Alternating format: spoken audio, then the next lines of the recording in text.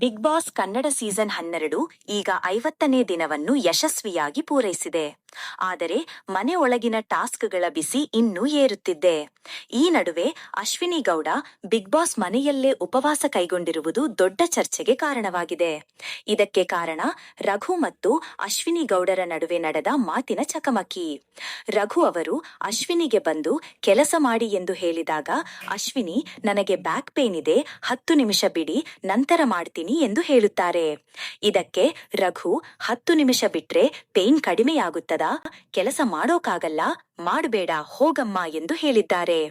ಈ ಮಾತು ಅಶ್ವಿನಿಗೆ ತುಂಬಾ ನೋವಾಗಿದ್ದು ಅವರು ತಕ್ಷಣವೇ ನನಗೆ ಏಕವಚನದಲ್ಲಿ ಮಾತಾಡಬೇಡ, ನನಗೆ ರೆಸ್ಪೆಕ್ಟ್ ಬೇಕು ಎಂದು ಸ್ಪಷ್ಟಪಡಿಸಿದ್ದಾರೆ.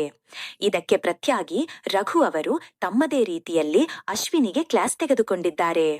ಈ ಘಟನೆಯನ್ನೆಲ್ಲ ಅವಮಾನವಾಗಿ ಕಂಡ ಅಶ್ವಿನಿ, ನನ್ನ ವ್ಯಕ್ತಿತ್ವಕ್ಕೆ, ನನ್ನ ವಯಸ್ಸಿಗೆ, ನನ್ನ ಮೆಚೂರಿಟಿಗೆ ಈ ತರಹದ ಡಿಸ್ರೆಸ್ಪೆಕ್ಟ್ ಬೇಡ, ನನ್ನಗಾಗಿ ನಾನೇ ಸ್ಟ್ಯಾಂಡ್ ತೆಗೆದುಕೊಳ್ಳುತ್ತೇನೆ ಎಂದು ಹೇಳುತ್ತಾ ಊಟ ನೀರು ಬಿಟ್ಟು ಉಪವಾಸ ಸತ್ಯಾಗ್ರಹಕ್ಕೆ ಇಳಿದಿದ್ದಾರೆ.